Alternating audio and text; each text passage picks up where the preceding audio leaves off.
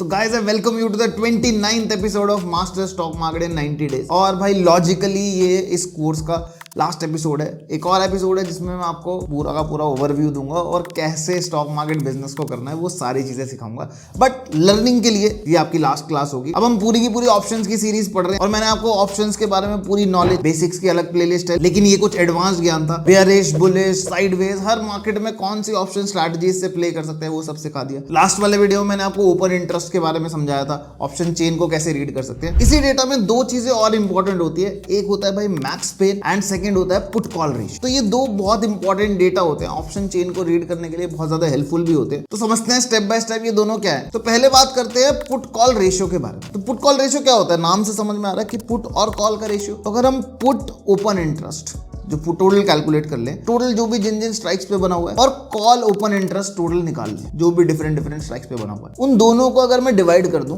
Put open interest divided by call open interest, तो मेरे पास एक रेशियो आ जाएगा जिसको हम बोलते हैं पुट कॉल रेशियो। अब जनरली इसकी कुछ वैल्यूज होती है, जब भी ये 0.8 से 1.2 के बीच में रहेगा तो मार्केट में डायरेक्शनल व्यू आप प्ले कर सकते। अगर किसी तरह भी पुट कॉल रेशियो 1.2 से 1.4 इस रेंज में चला गया तो ये ओवरबॉट मार्केट को पॉइंट आउट करता है, क्योंकि इसमें क्या है भाई 1 से बहुत ज्यादा हो गया रेशियो, तो मतलब क्या है 0.5 0.6 से 1.4 1.5 तक चलता है ये जो वैल्यू है। तो अगर 0.9 से 1.2 के बीच में तो कोई दिक्कत नहीं है, 1.2 से ऊपर चला गया तो ओवरबॉट सिचुएशन हो जाता है, जिसका मतलब पुट में ज्यादा ओपन इंटरेस्ट डेवलप हो रहा है और कॉल में कम हो रहा है। मतलब हम हमेशा इसको ऑप्शन राइटर के नजरिए से देखेंगे, और जब पुट में ज्यादा ओपन इंटरेस्ट डेवलप होता है, कॉल में कम होता है, तो क्या होता है जैसे ही मार्केट ऊपर चला जाता है तो जो पुट राइटर है अपना प्रॉफिट्स को कवर करते हैं और कॉल राइटर वहां पे ट्रैप्ड रहता है। तो जनरली क्या होता है मार्केट वहां से एक तेज रिवर्सल, जो भी ट्रैप्ड रहता है तो मार्केट वहां से एक रिवर्सल तेज दिखा सकता है डाउन साइड के डायरेक्शन में ओवरबॉट सिचुएशन में। सिमिलरली ओवरसोल्ड में जैसे अगर 0.5 0.6 0.7 ऐसा पुट कॉल रेशियो हो जाए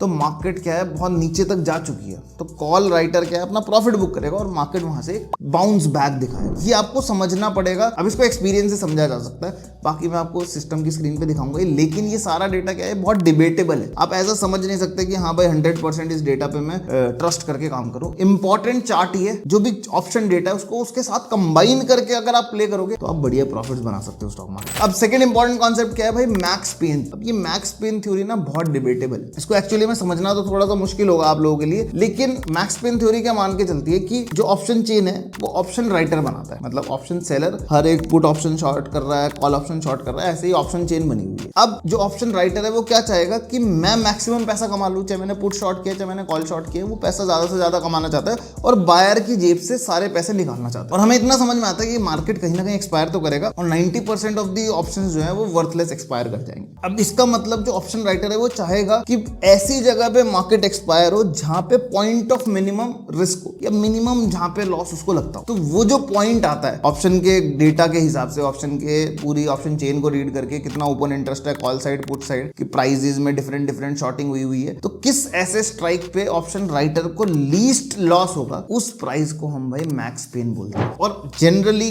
होता है मार्केट उस मैक्स पेन प्राइस के आसपास ही एक्सपायर करता है। अब एक दो एक्सपायरीज में चेकआउट करोगे तो आपको समझ में आएगा, लेकिन अब इस पे एकदम ट्रस्ट नहीं कर लेते। बट लेकिन आपको जब तक जैसे जैसे एक्सपायरी नियर आती रहती है तो आपको समझ में आ जाएगा कि भाई इस एक्सपायरी में जो हमारा इंडेक्स है वो कहाँ पे एक्सपायर कर सकता है, तो आप उस हिसाब से अपनी पोजीशंस बना सकते हो। तो ये दो भाई इंपॉर्टेंट कॉन्सेप्ट थे। तो चलो भाई इसको अब मैं दिखाता हूँ अपनी सिस्टम की स्क्रीन पे आपको कि कैसे कैसे इन दोनों चीज़ों को हम अप्लाई कर सकते हैं, कैसे यूज़ कर सकते हैं, कैसे हमारा हेल्प करेगा। तो चलो चलते हैं अपनी सिस्टम की स्क्रीन, देखते हैं मैक्स पेन और पुट कॉल रेशियो हमारी कैसे हेल्प करते हैं। तो यार ये सब डेटा देखने के लिए जो मैं टूल यूज़ करता हूँ, जो फ्री टूल है वो opstra.definance.com, आप यहाँ पे फ्री अकाउंट में देख सकते हो। और अगर दूसरा मैं कुछ यूज़ करता हूँ तो वो है सेंसिबल। तो सेंसिबल और ऑप्स्ट्रा दोनों में चेक कर रहे हैं। तो अब इस टाइम पे हम मतलब अब आज 2 फेब एक्सपायरी खत्म हो गई तो 9 फेब एक्सपायरी को ट्रेड करना है। अब यहाँ पे हमें देखना है कि समझना है पुट कॉल रेशियो और मैक्स पेन होता क्या। अब पुट कॉल रेशियो का मतलब क्या है, पुट्स का OI डिवाइडेड बाय कॉल्स का OI, एक रेशियो आएगा तो वो PCR होता है। अब उसकी वैल्यू यहाँ पे अब आप कैलकुलेशन करोगे OI टोटल डिवाइड करोगे तो यहाँ पे कैलकुलेटेड वैल्यू दे रखी है PCR 0.72 है और मैक्स पेन स्ट्राइक 17600 है और मॉडिफाइड मैक्स पेन मतलब आज के दिन में जो हो गए वो 17586 हो गए, मतलब 7600 के आसपास। अब ये मैक्स पेन स्ट्राइक कैसे निकलती है कि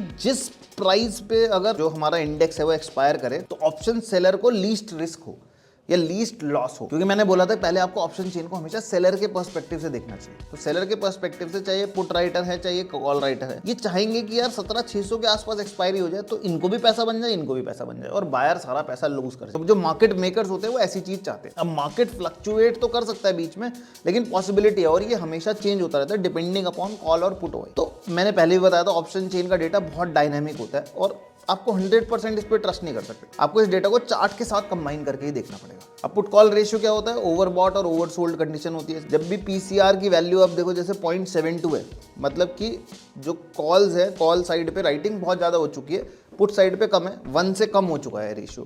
तो ऐसे टाइम पे मार्केट एक रिट्रेसमेंट दे जाता है, थोड़ा सा अप साइड दे जाता है, क्योंकि कॉल साइड पे जो भी अगर राइटर हो वो ट्रैप हो जाए। और अगर ये वैल्यू 1.3 1.4 के आसपास हो तो वहाँ पे पुट साइड पे राइटिंग ज़्यादा हो जाती है, कॉल पे कम हो जाती है, तो वहाँ पे मार्केट एक डाउन साइड की तरफ रिट्रेसमेंट दे सकता है।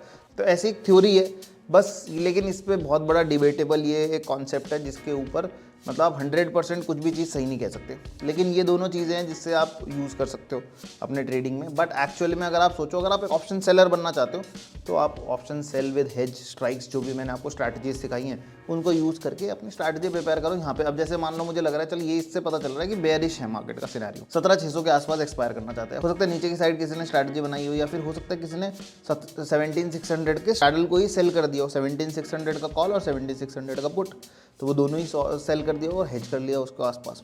तो बहुत सारी स्ट्रैटेजीज यहाँ पे बन सकती हैं। हो सकता है किसी ने 18,000 का कॉल शॉर्ट करके 18,500 बाय कर लिया हो, ये भी एक सिंपल स्ट्रैटेजी है, बहुत सिंपल। हो सकता है किसी ने 17,700 या 17,800 सेल करके 18,100 या 18,200 बाय कर लिया हो, ये भी एक स्ट्रैटेजी हो सकती है। तो स्ट्रैटेजी बहुत सारी हो सकती है, बस आपको ये समझना है कि इसमें जो डेटा है उससे आप क्या रीडिंग कर सकते हो और चार्ट के साथ कैसे कंबाइन कर सकते हो। तो यही है भाई। अब यहाँ पे आप देखोगे तो यहाँ पे जो पुट कॉल रेशियो की वैल्यू अगर यहाँ पे 0.7 दिया हुआ है, तो यहाँ पे कॉल्स टोटल कितना मिलियन हुआ है और पुट्स टोटल कितना मिलियन हुआ है वो दिया हुआ है। 46.6 है, 33.4 है, तो अगर पुट्स डिवाइडेड बाय कॉल कर दूंगा तो ऑलमोस्ट 0.7 के आसपास ही आएगा। और यहाँ पे मुझे दिख भी रहा है कि पुट ओआई और कॉल ओआई में डिफरेंस कितना। पहले 1 फेब को ऑलमोस्ट, अब क्योंकि नेक्स्ट एक्सपायरी में चलेगा 11 मिलियन और 16 मिलियन था, अब 2 फेब को 33 मिलियन और 47 मिलियन हो चुका है। तो यही है भाई, मतलब कि कॉल साइड में ओआई बहुत ज़्यादा तेज़ी से बढ़ा है, तो पॉसिबिलिटी है कि बेरिश हो सकता है मार्केट, लेकिन चार्ट के हिसाब से अभी चार्ट में मार्केट सपोर्ट जोन के आसपास है अपने, तो हो सकता है वहाँ से एक रिवर्सल भी दे जाए। लेकिन यहाँ पे हमें बियरिश डेटा दिखा रहा है, हो सकता है उसको ब्रेक कर दे तो फिर हमें कंफर्मेशन मिल जाएगा कि हाँ जो बियरिश डेटा था और चार्ट पे भी वही चीज़ हो रही है, तो अब हम डाउन साइड में कॉन्फिडेंटली ट्रेड कर। तो बस ये 2 चीज़ें और इंपॉर्टेंट थी भाई। मोस्ट प्रोबेबली मैंने आपको सब चीज़ सिखा दी स्टॉक मार्केट के बारे में। इतना ज़्यादा सिखाने के बाद तो अब आप देखो अपने आप से बात करो कि भाई मैं सही से ट्रेड कर रहा हूँ या मुझे सही से स्टॉक मार्केट समझ में आई है नहीं आई। बाकी भाई हमने तो अपनी तरफ से 100% दे दी। तो समझ में आ गया भाई, मोस्ट प्रोबेबली आपको ये दोनों कॉन्सेप्ट समझ में आ गए होंगे। अब बार बार ये चीज़ बोलता कि ऑप्शन के डेटा पे ज़्यादा आपको डिपेंडेंट नहीं रहना, क्योंकि वो बहुत तेजी से चेंज होता है। अब चार्ट में कुछ चीज़ पहले हो रही है और तभी ऑप्शन डेटा भी चेंज हो रहा है, तो उस टाइम पे आप ट्रेड्स प्लेस कर सकते हो। ये नहीं कि भाई ऑप्शन डेटा आपने कभी भी देख लिया तो उस हिसाब से आप प्रेडिक्ट करोगे, नहीं। चार्ट को पहले आपको मेन इंपॉर्टेंस देनी है। एंड अगर आपको चार्ट पे कुछ चीज़ नजर आ रही है, आपको लग रहा है यार यहाँ से मार्केट ऊपर जा सकता है, और फिर आपको ऑप्शंस भी वही डेटा दिखाने लगे, तो आपको ट्रस्ट करना है।